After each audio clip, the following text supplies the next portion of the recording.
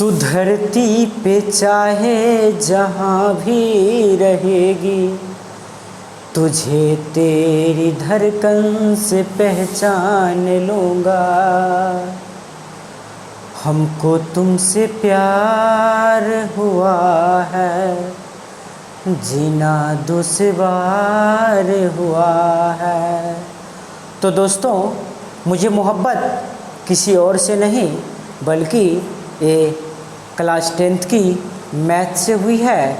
तो सच कहता हूँ दोस्तों, अगर आपको भी मैथ से मोहब्बत हो जाए, आपको भी मैथ से दिल लग जाए, तो फिर आपकी भी ज़िंदगी आसान हो जाएगी। तो जैसा कि आपको पता है, इस चैनल पे हमने क्लास 10th का बिहार बोर्ड का मैथ का सॉल्यूशन का सीरीज स्टार्ट किया है, बहुत ही आसान से लैंग्वेज में। उस सीरीज़ को हम लोग आगे बढ़ाते हैं। इस वीडियो में 8.1 त्रिकोणमिति का क्वेश्चन नंबर 9 से लास्ट सवाल तक देखने वाले हैं। इससे पहले वाली वीडियो में हम लोगों ने सवाल नंबर 1 से लेकर के क्वेश्चन नंबर 8 तक देखा है। अगर आपने उस वीडियो को नहीं देखा है तो आप पीछे चैनल के अंदर जाकर के उस वीडियो को देख लें। तो बिना देर किए हुए दोस्तों, चलिए शुरुआत करते हैं इस सवाल को। तो आपके बुक में किताब आप उल्टा लीजिए, कॉपी कलम लेकर के बैठ जाइए और आराम से आसान से भाषा में समझते रहिए। जैसा कि आपको पता है, यहाँ पे हमारा जो क्वेश्चन कह रहा है, क्या कह रहा है कि त्रिभुज ABC में दोस्तों, जब आप त्रिकोणमिति चैप्टर बनाएं तो सबसे पहले आप एक जो है समकोण त्रिभुज का निर्माण करेंगे। क्वेश्चन नंबर हमारा है 9। क्वेश्चन नंबर 9 जो सबसे पहले कह रहा है त्रिभुज ABC। तो दोस्तों, सबसे पहले एक समकोण त्रिभुज बनाएंगे, एक समकोण त्रिभुज बनाएंगे जिसका कोण B समकोण है। समकोण का अर्थ होता है 90 डिग्री। तो त्रिभुज का जो ये हमारा कोण 90 डिग्री है, इसका नाम जो हम लोग देंगे वो B होगा। अब जो बचा आपका ये दो एंगल, आप इसे A या C कह सकते हैं। तो A, B और C मान लेते हैं। आगे कहता है कि यदि tan A बराबर √1/√3 दिया गया है, यानी कि हमें दिया है, क्या दिया है दोस्तों? तो दिया है हमें tan A बराबर 1/√3। अब आपको पता होना चाहिए tan थीटा बराबर जो होता है वो लंब बटा आधार होता है। तो ये हमारा लंब और ये हमारा क्या है, तो आधार है। A के हिसाब से लंब थीटा के सामने वाली भुजा ये 1 हो जाता है और ये आधार √3 हो जाएगा। आगे कहता है कि sin A cos C सब ज्ञात करना है। इसके लिए हमें लंब आधार कर्ण पता होना चाहिए। तो हम लोग चलेंगे पाइथागोरस प्रमेय से। तो क्या कहता है दोस्तों पाइथागोरस प्रमेय? तो हम लोग लिखेंगे पाइथागोरस प्रमेय से। तो पाइथागोरस प्रमेय क्या कहता है दोस्तों? कहता है कि कर्ण स्क्वायर बराबर लंब स्क्वायर प्लस आधार स्क्वायर। कर्ण आपका नहीं पता है, AC दे करके छोड़ दीजिए। लंब 1 का होल स्क्वायर प्लस आधार √3 का होल स्क्वायर। 1 का होल स्क्वायर 1 और इसका हो जाएगा, क्या हो जाएगा, स्क्वायर रूट कटेगा तो 3 हो जाएगा। AC स्क्वायर जोड़ेंगे तो 4 होगा। AC बराबर 4, स्क्वायर हटेगा तो दोस्तों रूट चढ़ेगा और इधर क्या होगा, तो दोस्तों 2 होगा। इस तरह से हमारा जो ये वैल्यू है कितना आ गया दोस्तों, तो 2 आ गया है। आगे की ओर हम लोग रुख करते हैं और देखते हैं क्वेश्चन नंबर 1 क्या कहता है। तो हमारा सवाल नंबर 1 कहता है दोस्तों, क्या कहता है, sin A into cos C plus cos A into sin C। यहाँ पर एक बात बहुत ध्यान देने योग्य बातें हैं, वो क्या है तो ध्यान से देखिएगा। आपको पता होना चाहिए, क्या पता होना चाहिए, तो दोस्तों साइन थीटा बराबर लंब बटा आधार होता है। दोस्तों कॉस थीटा बराबर आधार बटा साइन थीटा बराबर लंब बटा कर्ण होता है, कॉस थीटा बराबर आधार बटा कर्ण और टेन थीटा बराबर लंब बटा आधार होता है। तो दोस्तों थीटा के हिसाब से लंब होती है, थीटा के सामने वाली भुजा क्या कहलाती है, तो लंब कहलाती है।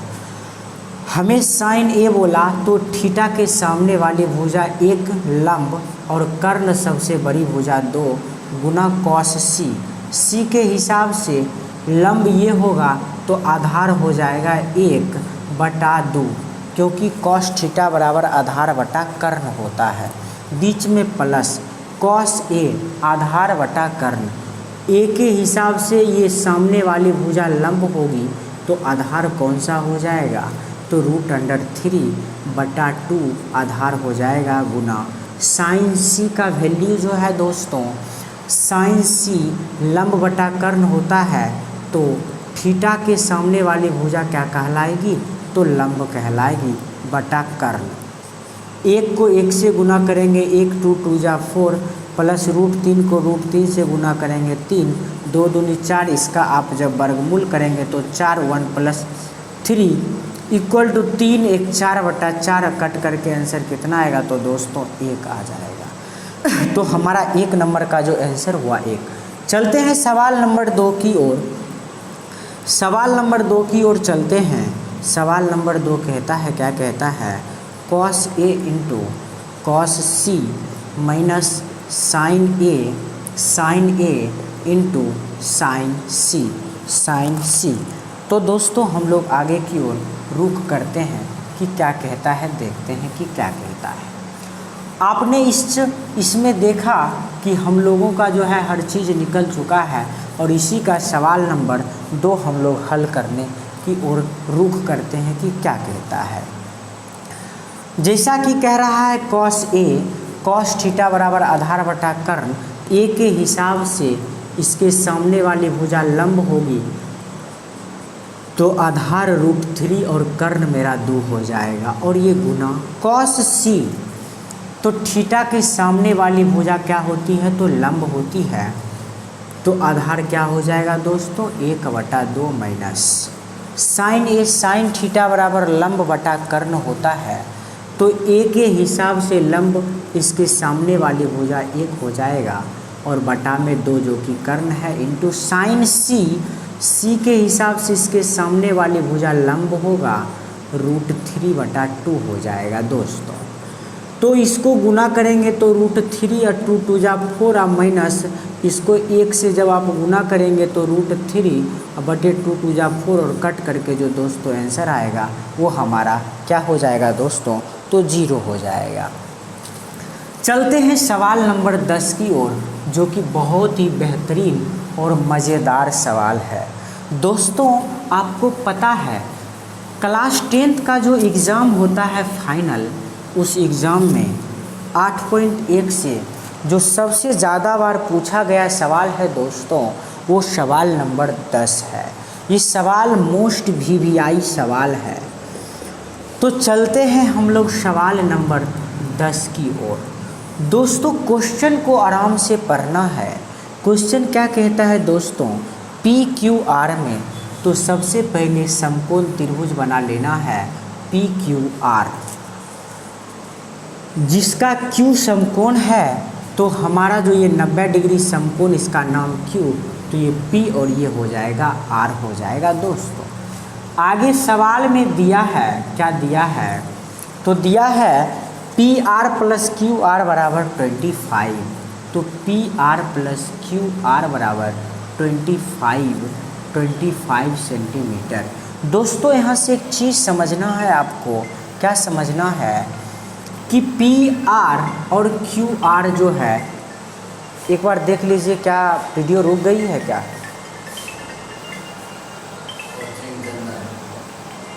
अच्छा थोड़ा सा वीडियो रोकिए, तो वीडियो रोक दीजिए थोड़ा सा। को भी सवाल नंबर 10 सॉल्व कर रहा था, थोड़ी सी बीच में डिस्टरबेंस फ़ोन आने की वजह से हुआ था, इसके लिए मैं माफ़ी चाहूँगा क्योंकि समय बहुत कीमती होता है। चलते हैं सवाल की ओर।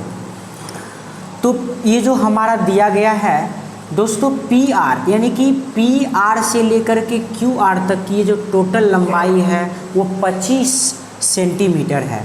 अगर हम इसको x मान लें तो पी आर जो होगा वो होगा 25 माइनस एक्स। इसका मतलब अगर ये 5 है तो इसकी लंबाई 20 होगी, तब तो 20 और 5 मिला करके कितना होता है तो 25 होता है। आगे कह रहा है क्या कि पी क्यू का वैल्यू 5 सेंटीमीटर दिया गया है। पी क्यू की लंबाई 5 सेंटीमीटर दिया गया है।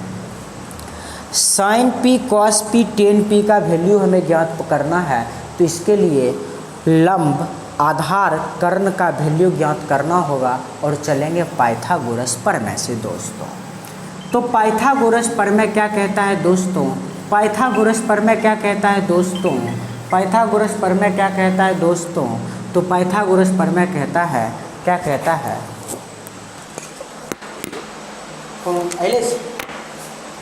तो हम लोग चलते हैं पाइथागोरस प्रमेय से। तो पाइथागोरस प्रमेय दोस्तों क्या कहता है? पाइथागोरस प्रमेय कहता है कर्ण स्क्वायर बराबर लंब स्क्वायर प्लस आधार स्क्वायर। तो कर्ण हमारा जो है वो है पी आर। तो पी आर का मान है 25 माइनस एक्स का होल स्क्वायर। लंब जो है आप कोई भी अभी ले सकते हैं और आधार जो है x का स्क्वायर। तो a माइनस बी का होल स्क्वायर क्या होता है? a square plus B square minus 2ab। a मेरा 25 है और b मेरा x है। 5 का whole square 25 plus x square. तो 25 का होल स्क्वायर दोस्तों 625 हो जाएगा। एक्स स्क्वायर माइनस 25 दूनी 50, X equal to 25 plus X square हो जाएगा दोस्तों। स्क्वायर लैप्स कर जाएगा, 625 प्लस में है इधर माइनस में जाएगा, तो माइनस 50 एक्स इक्वल टू 625 में से 25 घटेगा तो माइनस 600 होगा। माइनस माइनस लैप्स कर जाएगा, 50 इधर गुना में है उधर भाग में जाएगा, तो 600 बटा 50, 0 0 खत्म, 12 पंचे 60। तो दोस्तों हमारा जो यहाँ पर है इसका वैल्यू 12 आ चुका है। तो 12 जब इसका वैल्यू है तो 25 में से आप जब 12 को घटाएंगे तो आपका जो कर्ण होगा वो 13 हो जाएगा। कितना हो जाएगा? 13 हो जाएगा। अब क्वेश्चन के हिसाब से कहता है कि साइन पी का मान क्या होगा दोस्तों? तो साइन पी बराबर लंब बटा कर्ण। पी के हिसाब से इसके सामने वाली भुजा लंब होगी जिसका वैल्यू है 12 बटा कर्ण सबसे बड़ी भुजा जिसका मान है 13। आगे कहता है, क्या कहता है दोस्तों? तो कॉस पी का मान पूछ रहा है। तो हम लोग लिखेंगे कॉस पी बराबर कॉस पी। तो पी के सामने वाली भुजा लंब होती है तो आधार मेरा 5 हो जाएगा, क्योंकि कॉस थीटा बराबर आधार बटा कर्ण होता है। आधार का वैल्यू 5 और उधर हो जाएगा 5 बटा 13। तो ये हमारा जो है आंसर हो जाएगा दोस्तों। आगे कह रहा है टेन पी का मान क्या होगा? तो टेन पी बराबर लंब बटा आधार होगा। लंब का वैल्यू पी के हिसाब से, पी के सामने वाली भुजा लंब होता है तो 12 और जो बचा हुआ भुजा है 5 वो आधार हो जाएगा। तो ये हमारा दोस्तों आंसर हो जाएगा। चलते हैं दोस्तों क्वेश्चन नंबर 11 की ओर, जो कि ऑब्जेक्टिव टाइप्स में पूछे जाते हैं। तो हम लोग देखते हैं कि क्या कहता है क्वेश्चन नंबर 11। बहुत ही मज़ेदार सवाल है, आपको बस बहुत ही आसान सी भाषाओं में समझने को मिलेगा। तो हम लोग बात करते हैं 11 का 1 नंबर सवाल कह रहा है क्या 10a का मान सदैव 1 से कम होता है? तो हम लोग देखते हैं कि क्या होता है। तो दोस्तों जैसा कि आपको पता है कि 10a का मान कह रहा है कि सदैव 1 से कम होता है, सदैव 1 से कम होता है, तो नहीं होता है, गलत। कहिए कैसे? तेरी बेटा करे मार मुड़ी। एक